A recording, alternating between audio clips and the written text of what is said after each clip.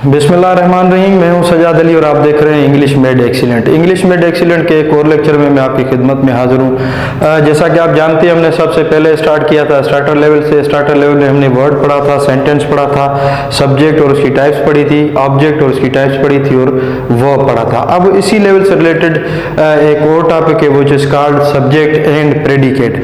Subject पे मैं एक अलहदा से लेक्चर बना चुका हूँ पहले, लेकिन as both of this topics are interrelated, therefore I have written the definitions of subject once more. तो अब सबसे पहले आते हैं डेफिनेशन विद सब्जेक्ट की। सब्जेक्ट की बेसिकली दो डेफिनेशन है as per the context of the sentence. Subject जो है वो उसको हम दो तरीकों से डिफाइन करते हैं। एक तरीका है कि subject is doer of any action. जिस तरह आप इस जुमले में देखें, यहाँ पे एक काम है बोलने का, इसको हम कहते हैं मेन वर्ब, बोलने का काम, या इसको हम सीधा सा लिख दें बोलना। उसके बाद अगर आप सेंटेंस को देखें, असलम स्पीक्स इंग्लिश। अब यहाँ पे ये जो इंग्लिश स्पीक करने का काम कर रहा है वो कर रहा है असलम। तो यहाँ पे असलम हुआ डूअर ऑफ एक्शन। एक वो जुमले होते हैं जिनमें कोई एक्शन होता है, दूसरे जुमले वो होते हैं जिनमें कोई एक्शन नहीं होता। उसमें जो है सब्जेक्ट की दूसरी डेफिनेशन अप्लाई होती है जिसको हम कहते हैं what are whom the sentence is about.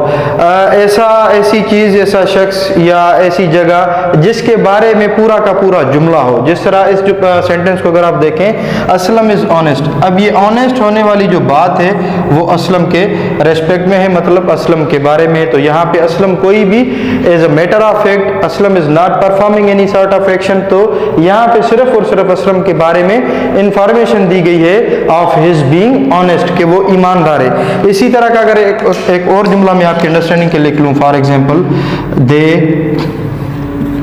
Are happy, वो खुश हैं।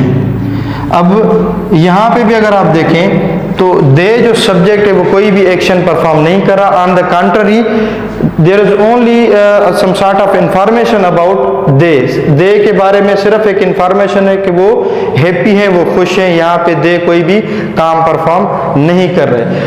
अब नेक्स्ट जो है इससे रिलेटेड टॉपिक वो है प्रेडिकेट। अब प्रेडिकेट क्या होता है? प्रेडिकेट की एक सादा सी डेफिनेशन है, for example, all the information about subject is called predicate. मतलब सेंटेंस में सारी की सारी जो इंफॉर्मेशन होती है सब्जेक्ट के बारे में उसको हम प्रेडिकेट कहते हैं। जिस तरह इन जुमलों को अगर आप देखें, आर हैप्पी, इसको भी प्रेडिकेट कहते हैं। ये भी प्रेडिकेट है क्योंकि this is all the information about the subject. उसके बाद ऑनेस्ट, ये ऑनेस्ट होने वाली जो इंफॉर्मेशन है that is again about Ahmed, which is subject, which is functioning as the subject in the sentence.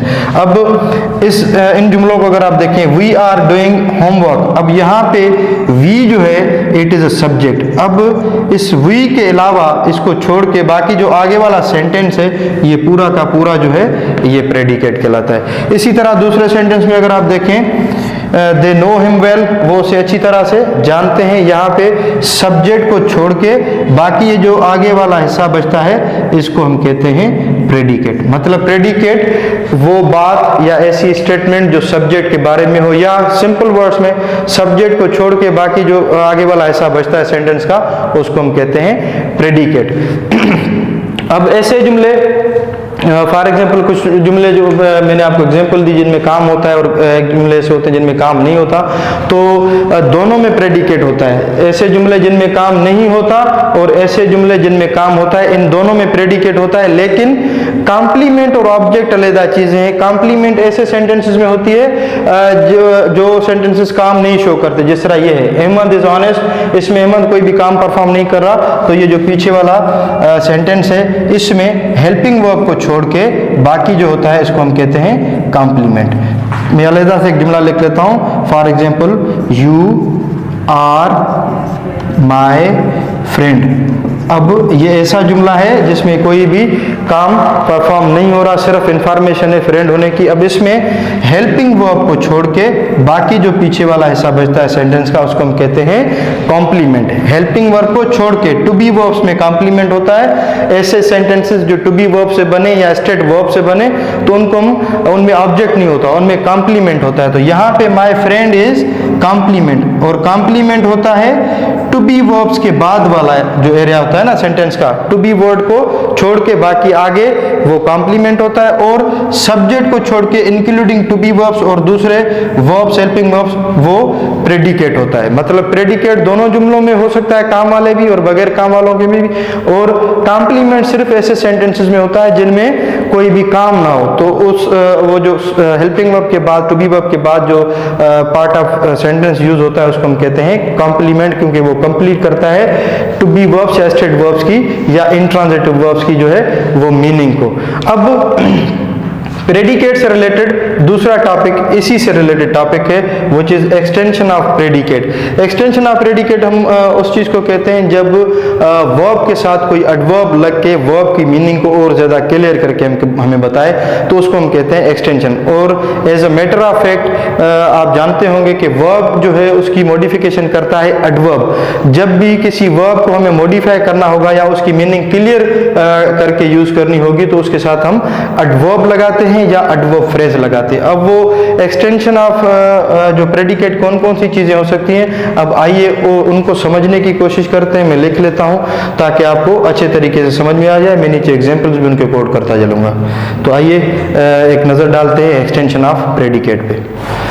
अब अगर आप एक्सटेंशन ऑफ प्रेडिकेट को देखें तो यहाँ पे 7 जो है वो चीज़ें हैं जो as an extension of the predicate जो है उसको जो है वो। अब अगर आप एक्सटेंशन ऑफ प्रेडिकेट को देखें तो यहाँ पे 7 जो है वो चीज़ें हैं जो as an extension of predicate काम करती हैं या यूज़ होती हैं। सबसे पहले अगर आप पहला जुमला देखें तो यहाँ पे सेंटेंस है द सोल्जर्स फॉट ब्रेवली। अब यहाँ पे ये जो फाट है, जो लड़ने का काम है, अगर फॉर एग्जांपल सेंटेंस को यहाँ तक ख़त्म कर दें, सोल्जर्स फॉट, सिपाही लड़े, लेकिन वो किस अंदाज से लड़े ये हमें बताता है adverb which is bravely. The soldiers fought bravely, किस तरह लड़े, बहादुरी के साथ लड़े। यहाँ पे एज एन एडवर्ब जो है वो ब्रेवली यूज किया है और extension of the predicate as an adverb भी यूज हो सकता है। दूसरा एन एडवर्बियल फ्रेज। अब यहाँ पे अगर आप देखें दे वॉक्ड साइड बाय साइड, वो घूमे किस तरह, साइड बाय साइड, साथ साथ वो घूमे। उसके बाद पार्टिसिपल भी यूज हो सकता है। पार्टिसिपल से मुराद प्रेजेंट पार्टिसिपल और पास्ट पार्टिसिपल होते हैं। ये अगर आप इन पे अगर आप कहेंगे कमेंट्स में मुझे मेंशन करें तो मैं इनके ऊपर अलग से एक लेक्चर बनाऊंगा। अदरवाइज ये वैसे भी पार्ट्स ऑफ स्पीच में जो है वो टॉपिक्स कवर होने वाले हैं। So he went away broken and disappointed, ये third forms of the main verbs, इनको पास्ट पार्टिसिपल कहते हैं। ये past participles are sometimes used as an adjective, adjective के तौर पे भी हम इन्हें यूज करते हैं। और यहाँ पे जो है वो पार्टिसिपल हमने यूज किए हैं as extension of the predicate broken and disappointed. He went away broken and disappointed, वो चला गया, किस तरह गया, वो नाउमीद होके और जो है वो दिल शिकस्ता होके जो वो चला गया। उसके बाद फोर्थ नंबर जेरेंडियल इन्फिनेटिव। जेरेंडियल इन्फिनेटिव मकसद दे स्टॉप्ड टू स्टेयर, इसको हम कहते हैं इन्फिनेटिव। इन्फिनेटिव जब वर्ब के साथ बेस फॉर्म के साथ टू लगती है तो उसको हम कहते हैं इन्फिनेटिव। और इन्फिनेटिव जो है वो कभी भी टेंस के हिसाब से या सब्जेक्ट के नंबर के हिसाब से कभी भी अपनी शक्ल जो है वो चेंज नहीं करता।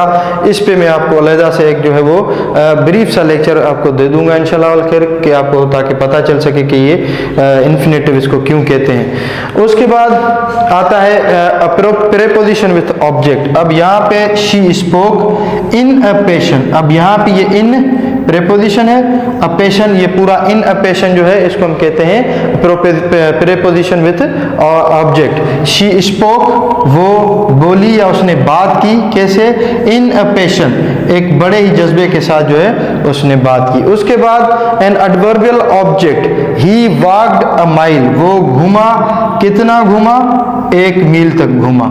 यहाँ पे भी ये जो है एक्सटेंशन ऑफ प्रेडिकेट के तौर पे यूज किया गया है, एन एडवर्बियल ऑब्जेक्ट। उसके बाद एन एब्सोल्यूट फ्रेज। अब एब्सोल्यूट फ्रेज मतलब ये होता है कि पूरा का पूरा फिक्रा जो है वो डाल के हम प्रेडिकेट की एक्सटेंशन करें। For example the sun having set we return home. अब we return home basically principal part जो है वो सेंटेंस का ये है, वी रिटर्न होम कैसे, द सन हैविंग सेट, सूरज गुरूब होने से या गुरूब होने के साथ हम जो है वो वापस चले गए घर को। तो these are the 7 things that can work as an extension of the predicate. उम्मीद करता हूँ कि आपको सब्जेक्ट, प्रेडिकेट और एक्सटेंशन ऑफ द प्रेडिकेट का जो कॉन्सेप्ट है वो अच्छे तरीके से समझ में आ गया होगा। अगर आपको मेरी वीडियोस पसंद आ रही हैं, अगर मेरा वे ऑफ टीचिंग आपको पसंद आ रहा है, समझ में आ रही हैं चीज़ें, तो मेरा हक बनता है कि आप मेरे चैनल को जो है वो सब्सक्राइब करें, लाइक करें और शेयर करें वीडियोस अपने दोस्तों के साथ। और आखिर में एक और बात आपको मैं बताता चलूँ, अब स्टार्टर लेवल से जो है वो आखिरी टॉपिक जो है वो बचता है, विच इज़ कॉम्प्लीमेंट। तो कॉम्प्लीमेंट जैसे ही पूरा होगा तो स्टार्टर लेवल जो होगी वो उसके सारे टॉपिक्स जो होंगे वो कवर हो चुके होंगे।